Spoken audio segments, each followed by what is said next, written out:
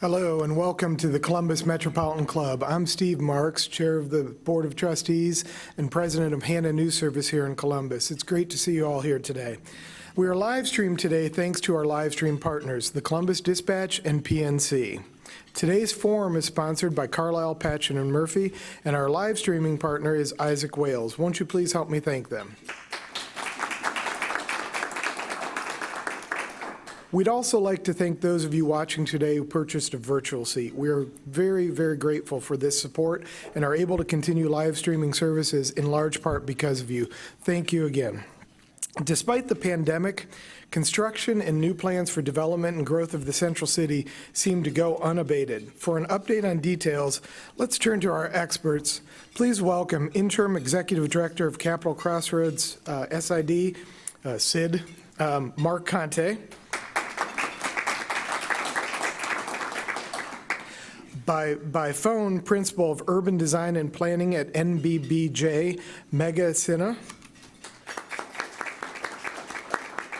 And our host and newest CMC board member, Editor-in-Chief at Columbus Business First, Doug Buchanan. Doug, the stage is yours. All right, thank you. All right, well, thank you all for joining us. This has been obviously an interesting year. Marc, we talked at the beginning of the year, and the region was facing certain risks and opportunities, and everything that we talked about seems to have been flipped on its head since then. But I think that the one thing that has not changed is that the construction activity and the development activity has been unaffected to a large degree by the pandemic, or at least that's what it looks like judging from all the activity. What do you think? What have you seen downtown? Yeah, it's been pretty incredible to see a lot of the projects continue and then even some more projects actually break ground. My guess, I'm not the financial lending expert, but my guess is enough of those projects were further enough along in the process Right. and funded that they just better to just go forward with them. And certainly with given our economy in the region, a lot of them are still needed. Yeah. Now, as we go forward to see, will there be some tweaks on the actual uses inside or maybe how they divide up the space, I think that'll be impacted by what's been happening this year. Right, right. Megha, how about you? What are you saying? Hey, I'm having a little bit of a hard time hearing you, so I'm going to try my best. It sounds muffled. So I'm assuming the question here is what's my understanding of what's happening right now? Yes, correct, yeah.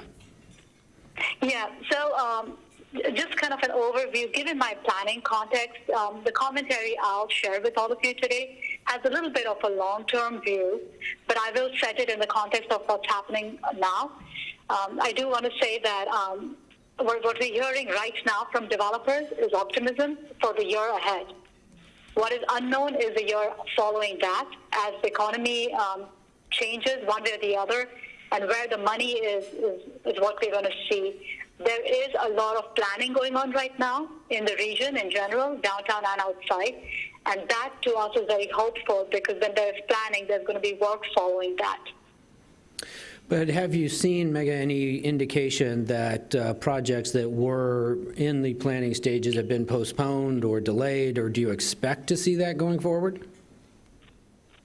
Well, there are some things that are definitely getting dragged out, but the bigger projects that the city and the region needs in terms of infrastructure are going on. So one good example is the East-West Corridor study led by CODA and the City of Columbus and other partners.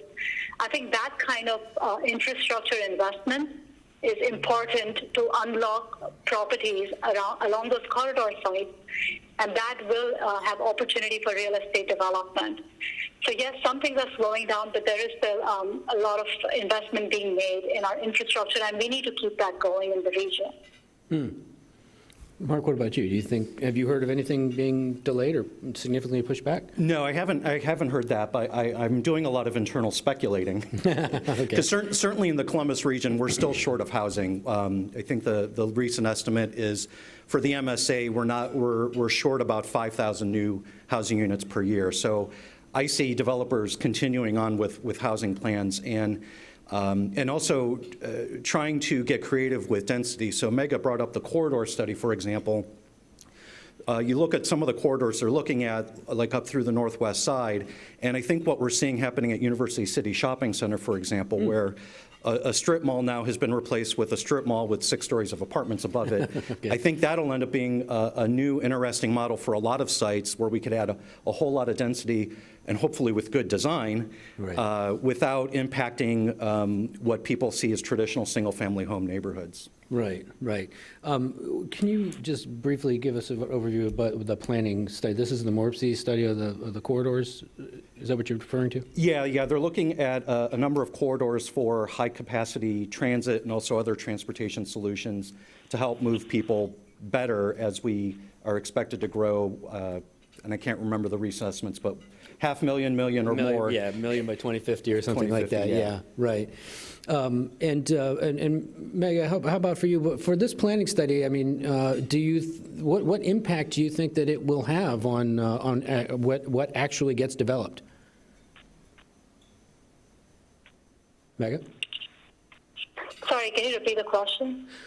For the planning study that you referenced, how successful do you think it will be in shaping the development and how we develop housing and other uses going forward if you're taking the long-term view? So is the question how I think the corridor study will be shaping development and downtown development? Yep. Yes. Yeah, so with the corridor study, and I think Marc just mentioned it, the idea is to look at some sort of higher capacity transit options from Broad Street to Main Street. And obviously this study is just about starting, and as that happens, there are things that will take place. There's obviously better access to parcels along that corridor itself. There will be a network thinking of connecting to that corridor and other parts of the region. Right. There will be an increased need for density as we think about transit-oriented development. And all of this is really trendy for the younger working population. This trend has been going on for a while where that sort of development, where there's density, amenities, walkability, access to transit, that's very attractive to the younger working population. And I would say even the baby boomers, because suddenly you're not dependent on your car anymore, and that opens up a lot of opportunities. That means parcels that have been that are along these corridors that have not been fully leveraged yet will be unlocked, and we'll see, hopefully, to the housing point, more multifamily housing, mixed-use development. I don't think retail is going to die. So all of that should get unlocked as we think about the transit corridor. But we're already seeing that downtown, right? I mean, we're seeing a good amount of that coming together. Yeah, and we're seeing a lot of people right before the pandemic starting to choose transit to get to work, which was really wonderful as part of downtown CPAS program. But it was really interesting with Megha bringing up amenities and density. I think what's happened over the last 6 months has caused all of us to look at what is important in our lives, both personally and professionally, and what do we want out of our day, every day, whether we're in the office or not, whether we're at home working or in the office working. And it comes down to me to 2 things, space and place. What does my own space look like and my environment, and then what kind of place am I living in what neighborhood? And so I think about the people who've worked downtown and they do their mid-morning or mid-afternoon coffee break by just going downstairs, going maybe a block to Starbucks or one of the independent coffee shops, getting their coffee, coming back in. Now if they're doing that out in their cul-de-sac, they got to get in their car, they got to drive out, go to the drive-through line, come all the way back. Takes a lot longer. You're not bumping into colleagues. You're not bumping into coworkers. You're not having any of those other interactions. And so what I know there were a lot of hysterical predictions back in April and May that everyone's going to work from home now. People are going to flee the cities. But I don't think, I think the opposite might end up happening. I think in a place like downtown, if you end up living in an apartment or a condo in downtown, you also then have all those amenities you had as if you were working in office space downtown. So downtown to me becomes a even more attractive place given what's happened. Megha, what do you think about that? If I may add to that, I think the other interesting thing that might be happening or that might happen is the idea of the residential space and the working space merging together. And that would be a sort of new amenity where you're, I don't know, maybe it's work pods in part of a residential development, co-working within that. So you maybe the office no longer is one centralized destination, but decentralized as part of the residential areas. And that might be an amenity. So you can see residential and office merging almost. Right. I mean, I was pretty excited about working from home back in March, April. May, it started to get a little old. June, July, August. I mean, I'm ready to go back into the office. I guess, Marc, to your point, like, you think that will happen, that we will see a return to offices, like people will come back. Yeah.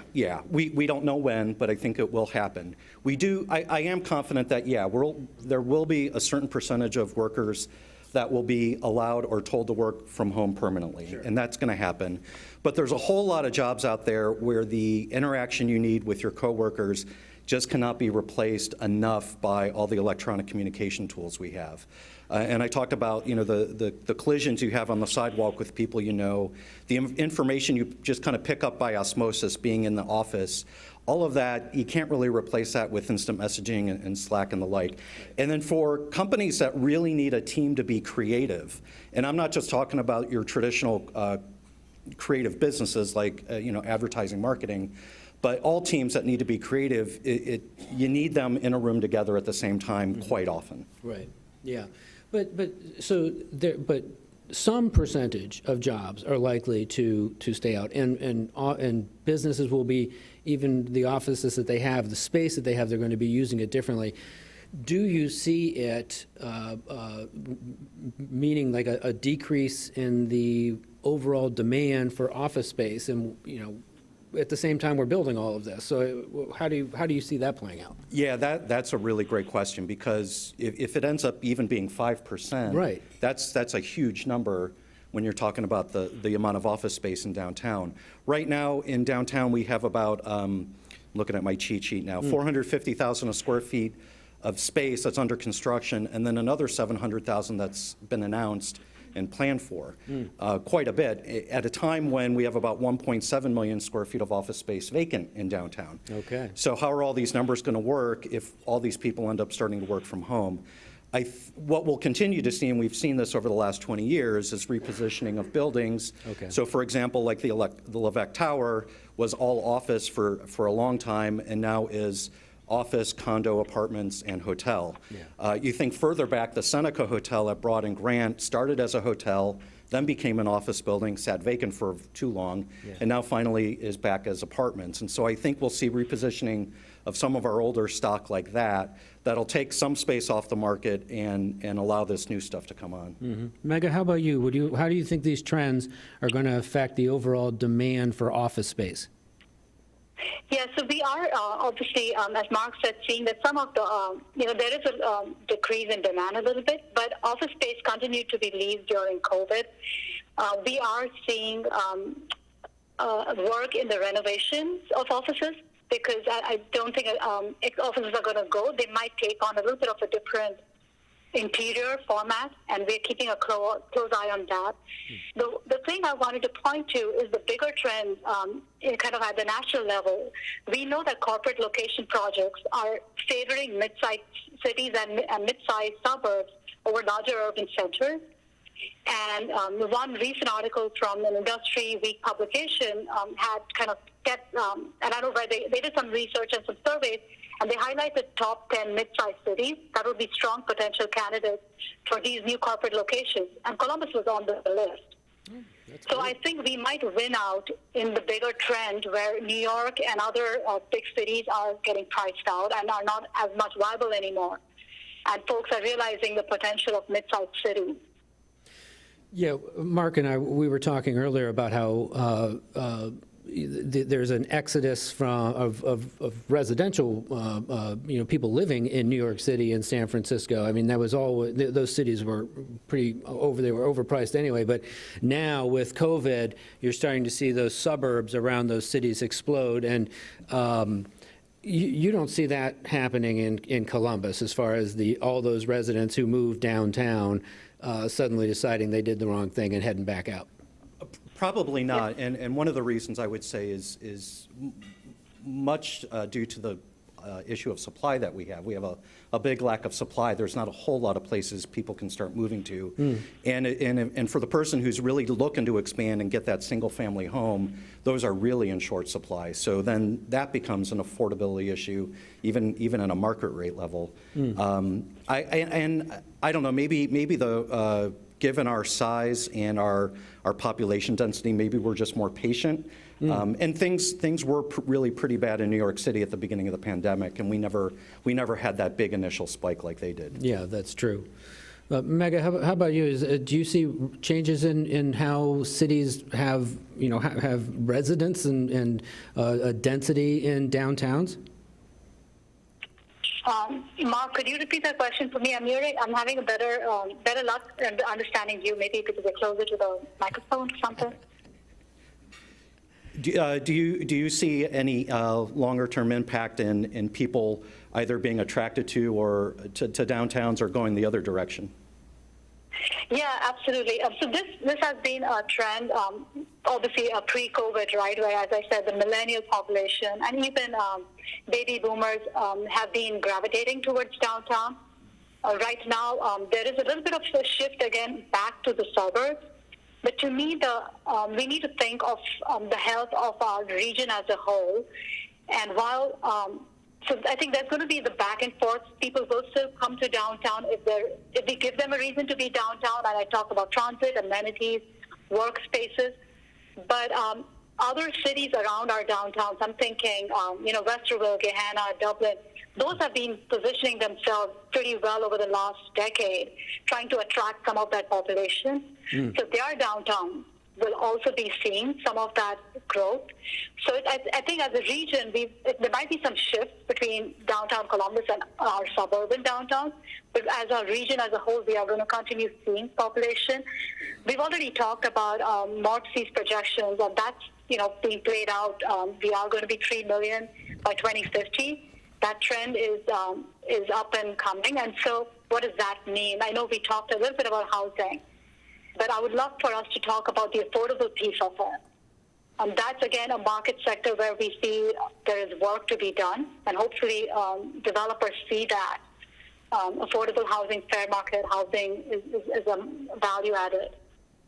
Well, for sure. And Marc, I think you had highlighted that in your in the SID's report last year, right? That's a huge need. Yeah, that overall in the region, like I said, we're about 5,000 units short per year, and with the region continuing to add jobs prior to COVID, we were getting to a situation where there were a lot of apartment buildings that were kind of on the margin out in the suburbs that were lower rents, kind of run down, hadn't been upgraded in a while, or may even had been in receivership. They were then slowly able to start charging more rents, do more upgrades. Well, then the people who were living there had to move out and find some other place to go. So the affordability issue has been trickling down in not the right way. And so even if we were to build more luxury housing, that would still help the affordable sector to some degree. But that's still, again, no replacement for needing true subsidized affordable housing. Right.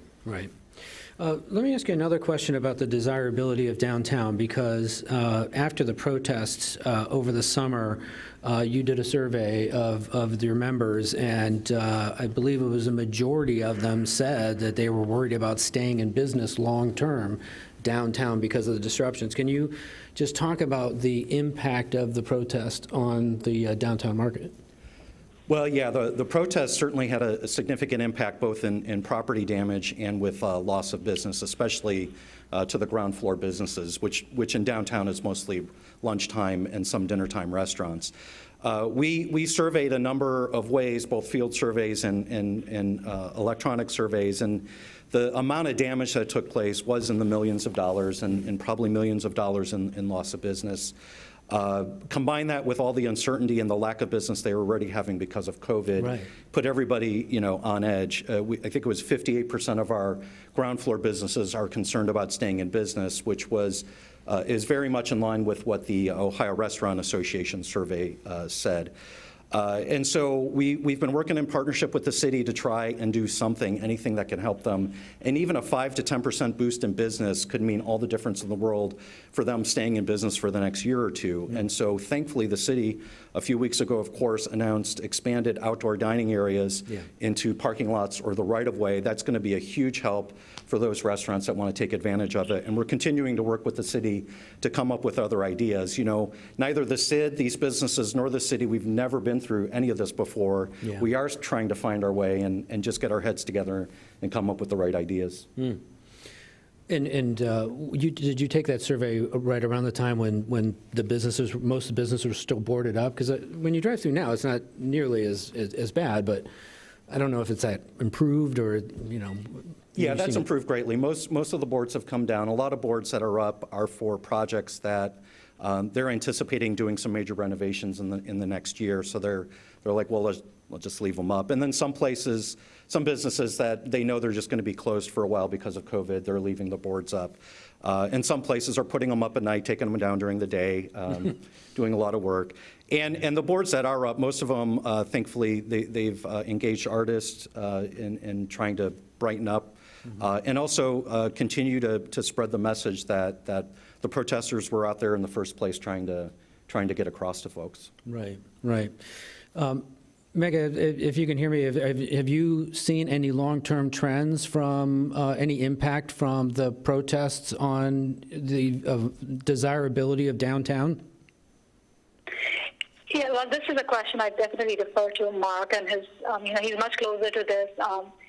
Just from my personal experience, I know this has been kind of a double whammy for businesses, especially retail with COVID and then the protest. It is what it is. It's important to our our community and our society that the protests happen. And I guess, as Marc said, we need to figure out what we can do from now to shore up our local businesses, because if we want offices and residential to thrive and our downtowns to thrive, it's not going to happen without retail. Because you need to have that place where you can go get your coffee and your lunch and your dinners, and whatever we can do to now shore up those businesses would be vital to offices and residential all around. Mm-hmm. Marc, have you gotten a sense for the businesses downtown, what percentage of the workers have come back? Yeah, we surveyed our office tenants in the Capitol Crossroads, Sid, where the bulk of the offices are. Our best guess right now is about 20% of the workforce is back. That's terrible. Yeah. We think that'll get up to 26% by the first of the year, and then 37% next year until there's a vaccine or a good treatment. But with those last two numbers, 50 to 70% of the businesses in each of those periods didn't even answer the question because they just have no idea. Okay. So people are really they're still finding their way. There's a lot of uncertainty. They're taking their cue from the state. The state announced they're not going to bring workers back until the first of the year at the earliest. Yep. And then for the corporations, they're of course taking cues from people who might not even be in Columbus and not know what's happening here on the ground. Right. Yeah, I know for our office, we've been told through the end of the year, and then we'll evaluate. But that's for kind of just like opening the offices to let anybody in. Now, I'm sure we're very similar to other places where if you want to go in, you kind of have to tell somebody so that they can keep track of who all is there, how many people are there, and it's just it makes it difficult, right? Yeah, and then for somebody who's going to come to downtown that hasn't been here in a while, say they were working here every day, I think the more alarming thing will be seeing the sheer number of people who are in need out on the streets. Homeless shelters had to really watch their capacity and not be over capacity like they normally have been. There's a lot more people out on the streets, not just in downtown, but throughout the entire city. A lot more people out panhandling at highway exits, for example. A lot more people more desperate than they were. And so that's a big thing we got to tackle now as a community immediately is making sure we're getting enough services to the folks that need them. Megha, how about this question of providing services? Do you get involved in that at all, in the inequality in society and how cities can help that? Help? Can you repeat that? Marc, can you In repeat that? context of. Do you get involved at all with the people in need in these communities, in need of social services? Oh, yeah, no, not directly. So I know, I'll defer to Marc to that. Directly, I don't. Okay.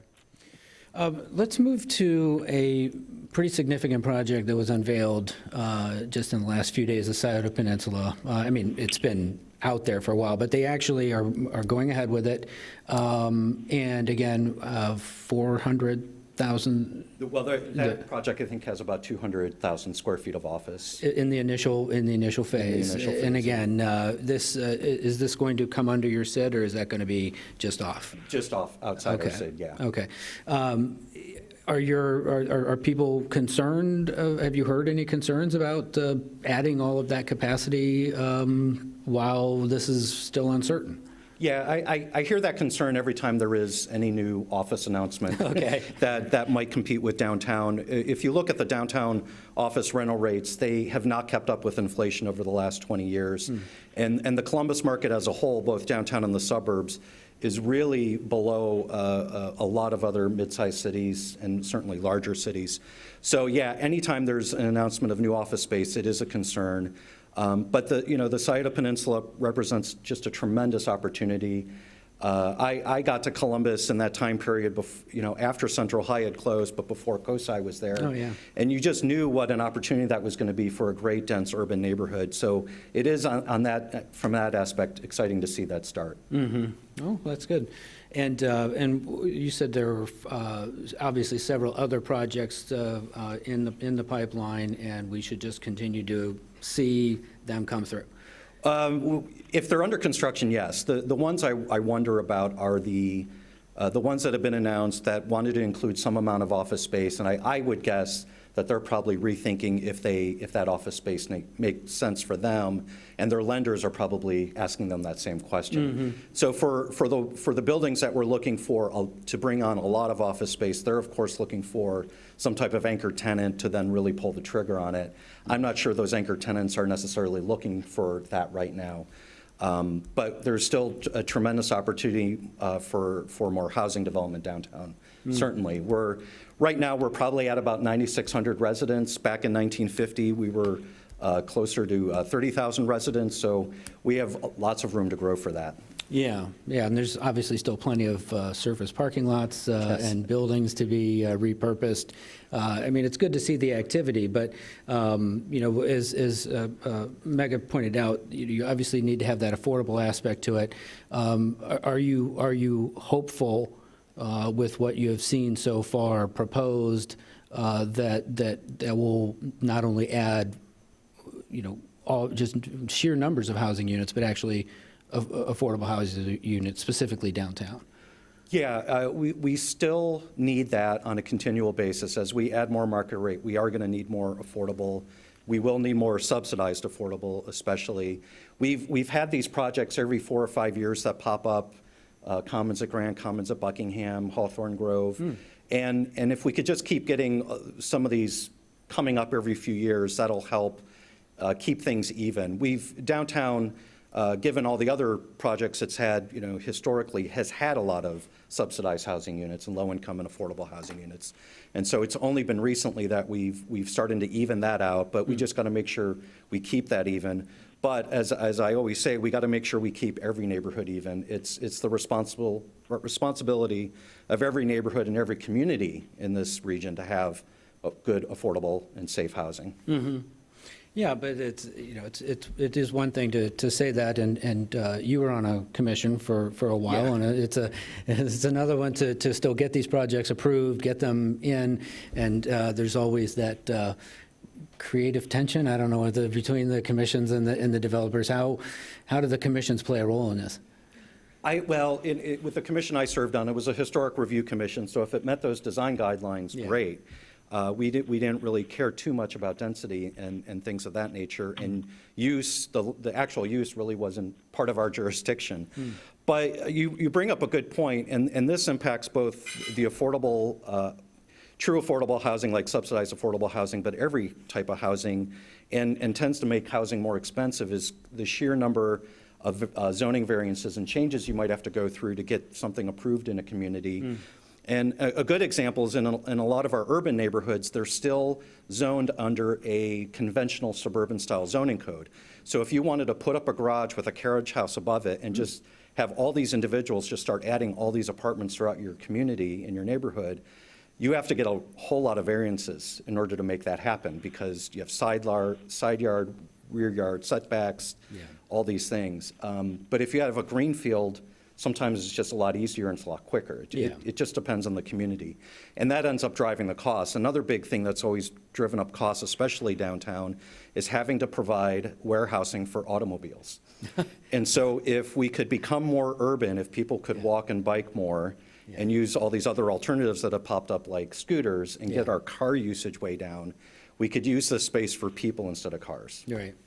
Megha, I'm sure you've seen examples from, around the world, really, that as these downtowns have emptied out, some cities have added bike lanes, they've encouraged bike use, they've kind of rethought how their streets function. Am I right on that? Have you seen that? Is your question around bikeways and all of that infrastructure in downtown? Yeah, to make downtowns less car dependent. Yeah, so again, as I said, part of the trend in attraction to downtowns is all of that infrastructure. And I think our downtown and downtowns across the country that are seeing that and are adding, we talked about infrastructure for e-scooters and e-bikes, bikeways, pedestrian pathways even. Safe ways for people to do that and not depend or really create the now very famous 15-minute city. Walkability, bikeability, it'll make it attractive for people to move downtown. And absolutely in our own downtown, we've done some of this work. Marc, you can talk more about the trail project we started in the Discovery District that unfortunately went on hold. I think it's time that those projects start back up again, because if we had all that infrastructure in place, Discovery District, which is kind of the east side of downtown, has a huge potential for future development. If we put that infrastructure in place, those parcels suddenly become very attractive to developers, and that can bring the downtown growth we've been talking about to the east side. Okay, so I want to ask you about that project, but first I need to interject to say that we will move to questions from our audience in just a few minutes. So we hope to have some live audience questions. The mic is right over there. And also from our live stream audience as well. So if you have a question, just go ahead and put that in and we'll move to that in just one moment.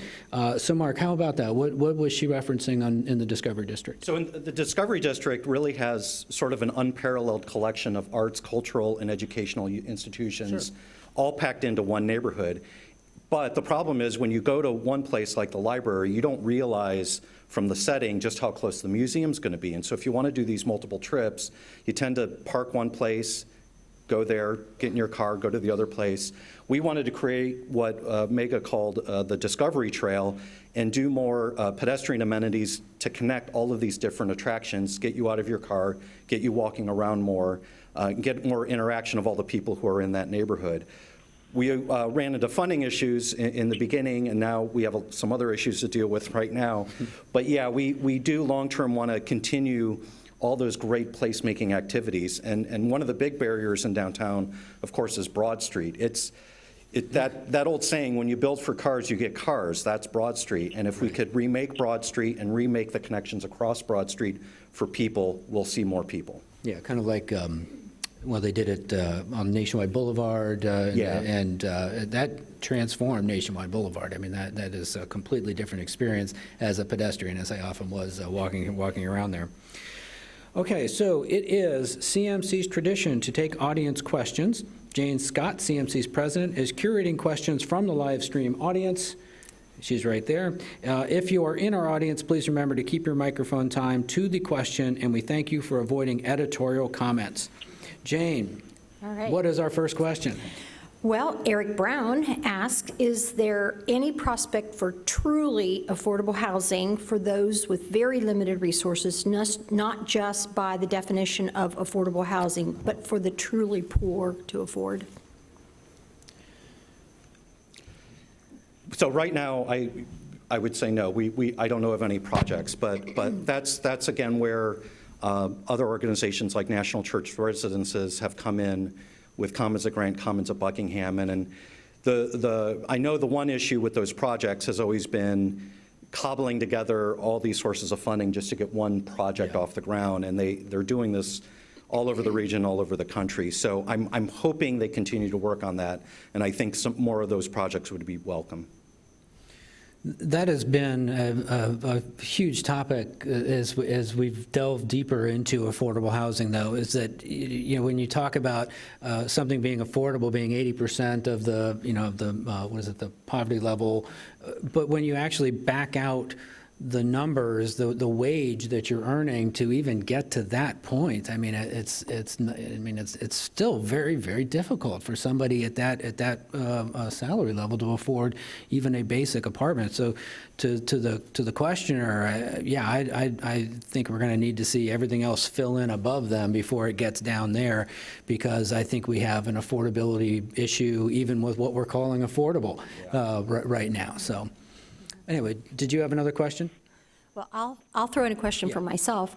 All of us who have lived in Columbus for any length of time have seen all the effort that have been put into developing our downtown. The Short North, the Discovery District, German Village, the theater area, you name it. Experience Columbus, we've all put a tremendous amount of time and energy and money into developing it. How far back have we set it? I know that's a crystal ball question, but we've set the downtown back because of the psyche of the folks who live there, the psyche that people are not coming downtown to work, they're not coming down to theaters. What are we going to have to do to get this back? That's a good question, and something we're talking about in my office every day. I've heard that expression a lot from people saying that, downtown has been set back a lot, and it's again, that issue of having that crystal ball. We don't know when COVID's going to end. We're still learning about COVID and how it's transmitted to some degree. And we got issues then of other parts of our city where there might be spikes up at Ohio State that might then impact what we're able to do downtown. And then, like I said, we have a big social service issue on our hands right now. I wish I had a more definitive answer than that. We do have some issues, and we have to come together and figure out how we're going to solve that. Well, from a organizational perspective, what kind of leadership would you like to see come together, and who would be involved with that leadership team to help bring the city back? I think it's some of what we've started already, convening business owners, office tenants, and people in city government to, again, initially sort of on a triage basis, figure out what we can do. And then longer term, I think we're going to need more support from the business leadership in the business community to really tackle this problem.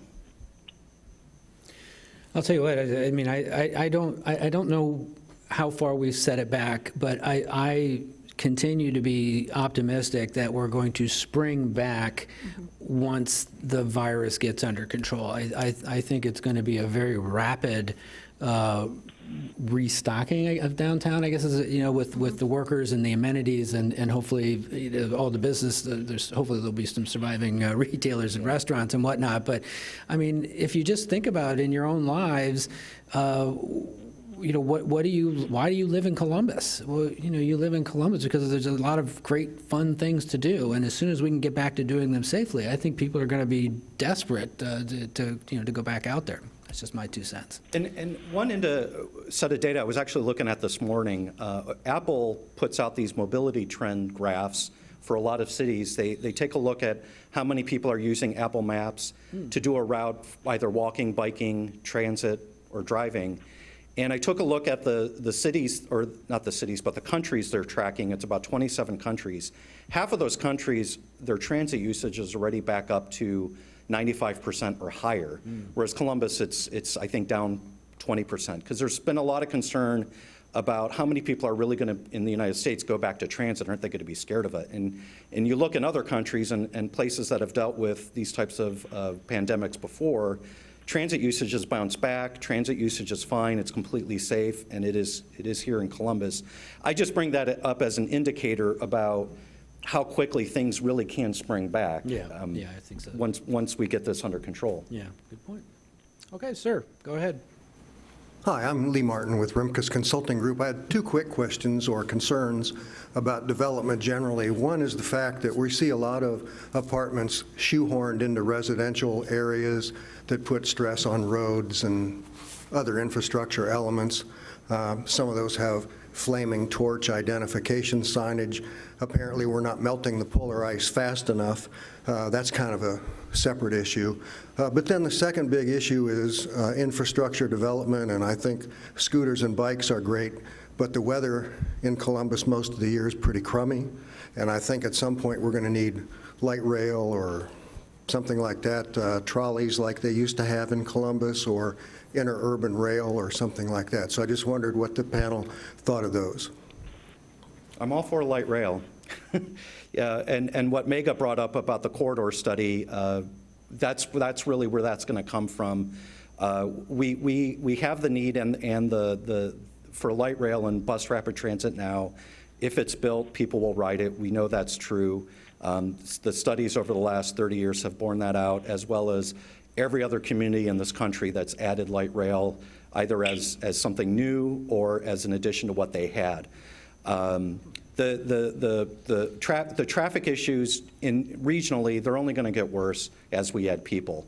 On a micro level, I know there's some very specific issues when, you put an apartment building on a specific block. Yeah. That gets a little delicate, but generally, we're going to have to expect more traffic, and we're going to have to then invest in ways to move people, and maybe in ways that we don't have to move them as far, that if you had more amenities in your own neighborhood and didn't have to go cross town to get to the shopping you need, that would be better as well.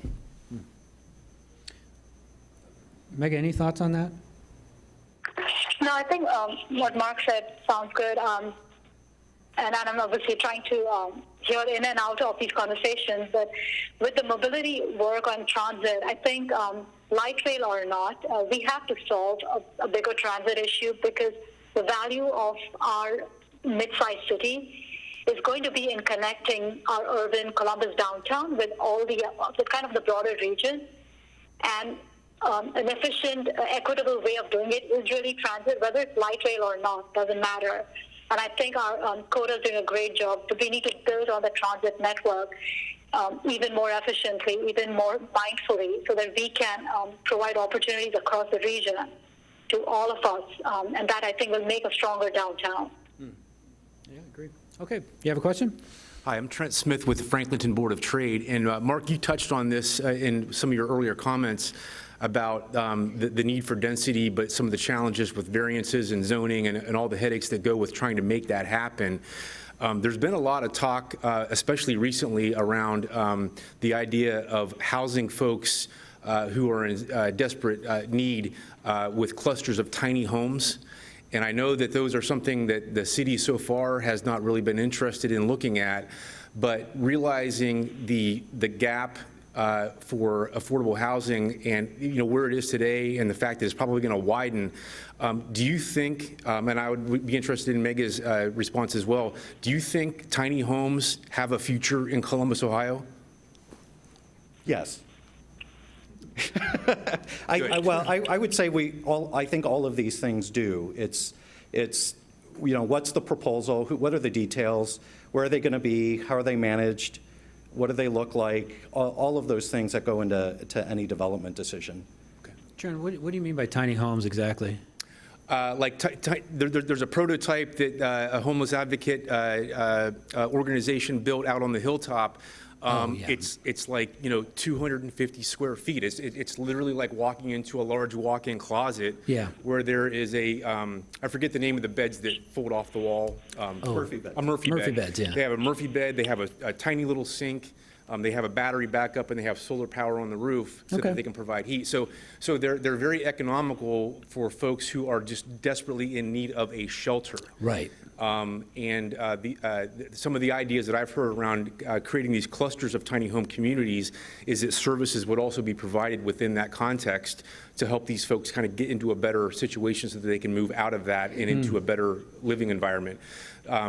But right now, the need is just that, we don't have enough roofs for these people to live under. And so this seems like it would be a really, really affordable, these can be built for like $1,500 to $2,000 a piece. Wow. I mean, they're really, really affordable. So I just really hope that the city gets serious about, seriously addressing that for neighborhoods like Franklinton and Old Town East and places like that, where I think they could be acceptable if they were in the right area. Yeah. So just my pitch for that need of shelter for the folks that really need it. Yeah. Megha, your thoughts on that? Megha? Yeah, so I think I would, before I comment on that, I would point everyone to look at Marc's recently released regional housing study. That has a lot of insights into how to perhaps go about solving the affordable housing problem. Having said that, I think all of these creative ways of living should be on the table. Micro units, co-living, granny lots, whatever we do, all of us, the public sector, the private sector, need to rethink our zoning and our land use policies to allow for different ways of living and accommodating people's residences. I think gone are the days where we build sprawling suburban lots. And without that, without density, without all of that in the mix, we won't be able to solve the affordable housing issue in a sustainable way. Yeah. So I appreciate the comment, and I think we must always ask ourselves, can we think outside the box? And definitely small homes are a part of that. Yeah. Jane, we have one last question. Well, this question is from Natalie Wilson, and it goes into something that I was going to ask about also. If we are 5,000 houses short a year, is it because of a lack of contractors, workers, or space?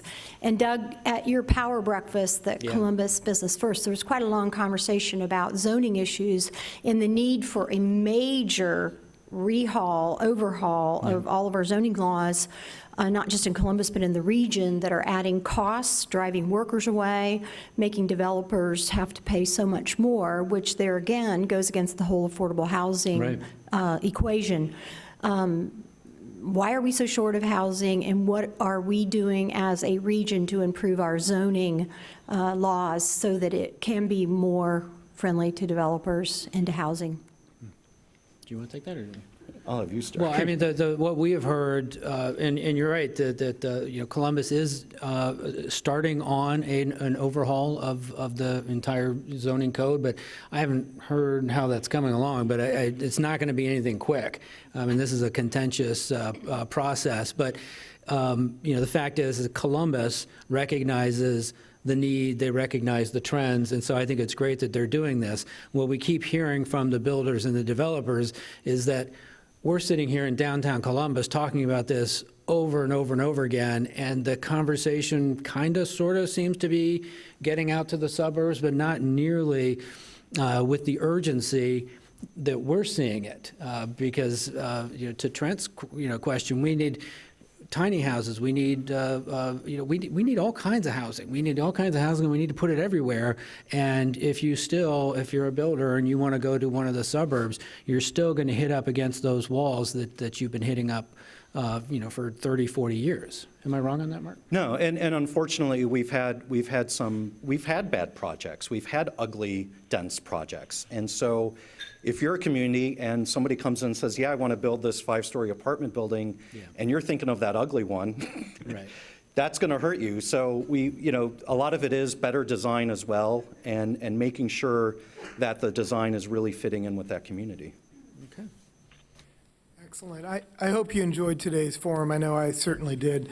It's clear that we've got a lot of building going on and a lot of ideas about what should be being built. So it'd be interesting to watch as we move into next year, how it changes and adapts to our current environment.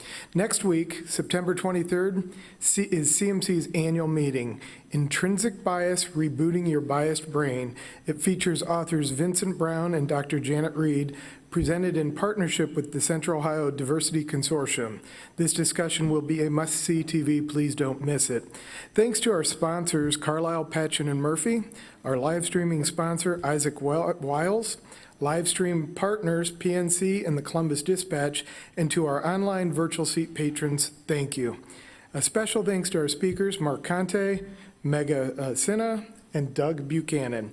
We hope to see you again soon, but till then, be well and be safe. Thanks.